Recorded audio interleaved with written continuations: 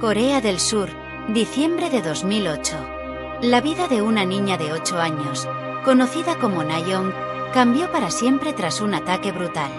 Su agresor, Cho Do-soon, un hombre con un largo historial criminal, fue condenado a 12 años de prisión, un castigo que muchos consideraron insuficiente para el crimen cometido.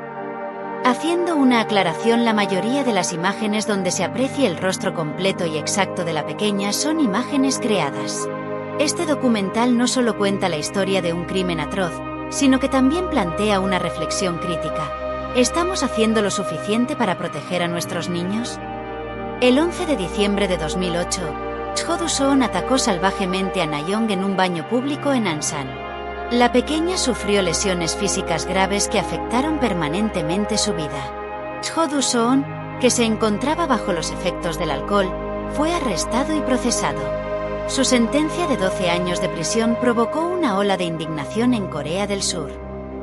La mañana del 12 de diciembre de 2008, la pequeña Na-young, seudónimo que se le dio para proteger su identidad, de 8 años, salió de su casa rumbo a su escuela como cualquier otro día. Debido a la costumbre, la tranquilidad que se vivía en su ciudad y la cercanía del centro educativo a su vivienda, acudía sin compañía de sus padres.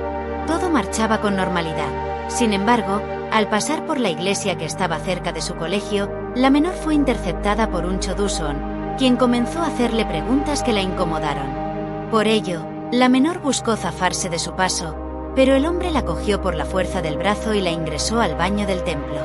El hombre abusó sexualmente de Na-young, a quien además golpeó, estranguló y ahogó. Tras culminar con su abominable abuso, Cho cogió un trapo para limpiar la sangre del baño, dejó el grifo del lavamanos abierto y salió de la iglesia pensando que había acabado con su vida. A pesar del nivel de violencia a la que fue sometida, Na-young logró pedir ayuda a un transeúnte, quien llamó a emergencias de inmediato.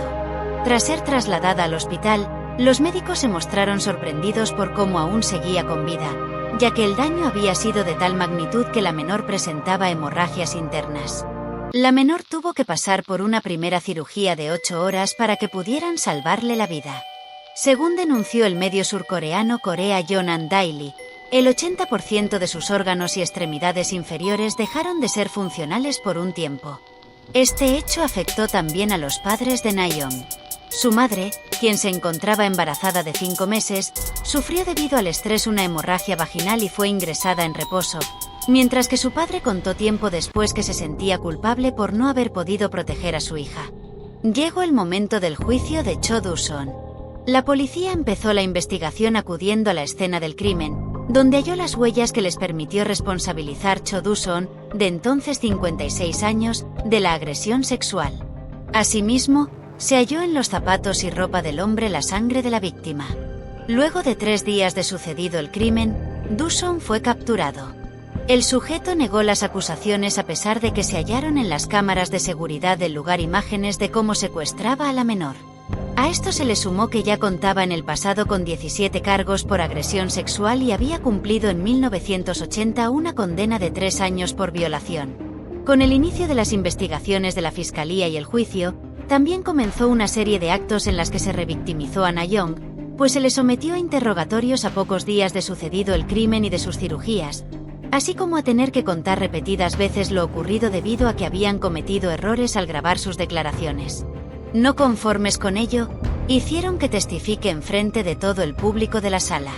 Los fiscales solicitaron al tribunal la pena de cadena perpetua, mientras que debido a la atención que captó el caso, más de 400.000 surcoreanos firmaron una petición hacia el gobierno para solicitar la pena de muerte.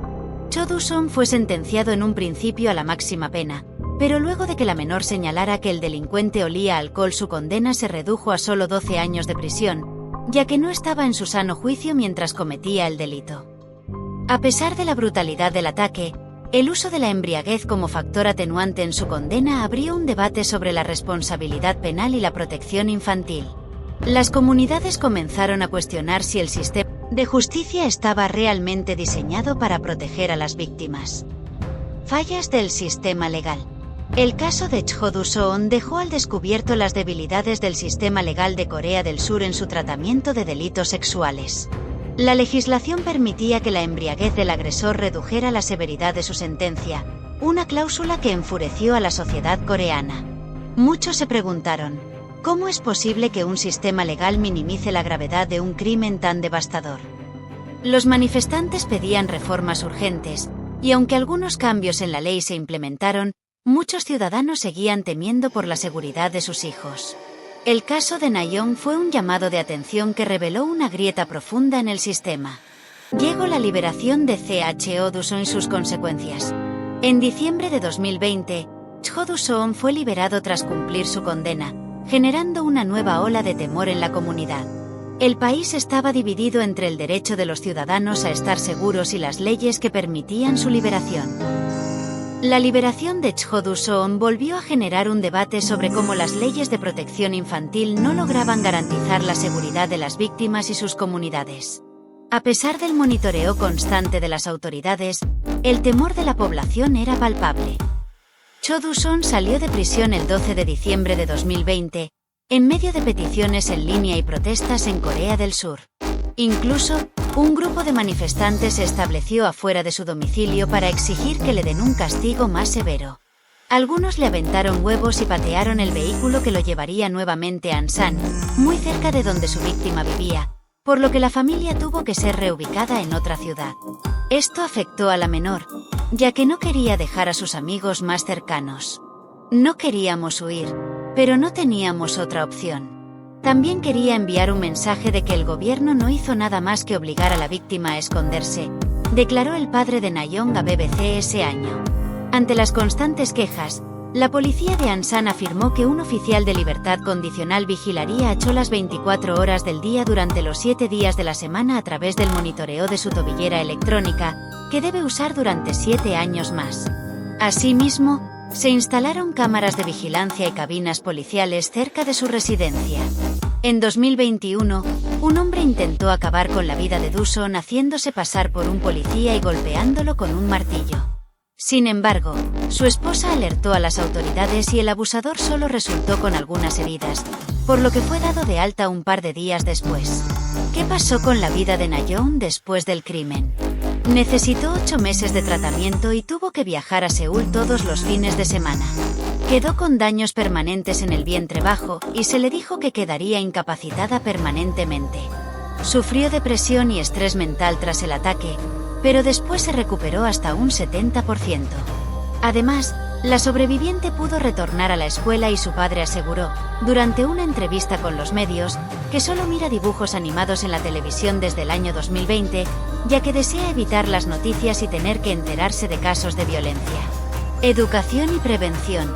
Proteger a los niños. El caso de Na-young ha subrayado la necesidad urgente de mejorar las políticas de protección infantil. Sin embargo, la prevención no puede depender únicamente del sistema legal. La educación en seguridad infantil, el monitoreo comunitario y el apoyo emocional son fundamentales para evitar que estos crímenes ocurran nuevamente. La seguridad de nuestros hijos es una responsabilidad compartida. Las escuelas, las familias y las comunidades deben trabajar juntas para educar a los niños sobre los peligros, cómo protegerse y a quién acudir si sienten que están en peligro. Cho Do-soon ya no está tras las rejas, pero el trauma de Na-young y su familia persiste. Este caso no solo expone las fallas en la justicia, sino que también nos obliga a reflexionar sobre las medidas necesarias para proteger a nuestros niños y asegurar que tragedias como esta no se repitan. El caso de Cho Do-soon nos enseña que la prevención y la protección deben ser una prioridad en nuestras políticas y en nuestras vidas diarias. No podemos bajar la guardia. Proteger a los más vulnerables no es solo responsabilidad del sistema judicial, sino de todos. Hoy, más que nunca, debemos asumir el compromiso de garantizar la seguridad de nuestros niños. El caso de Na-young es un recordatorio doloroso de las fallas que aún existen, pero también es una oportunidad para cambiar. La educación, la prevención y un sistema legal más estricto son esenciales para evitar futuros casos. El cuidado de nuestros niños no debe ser una opción, sino una prioridad. Solo juntos, con educación y prevención, podremos garantizar su futuro.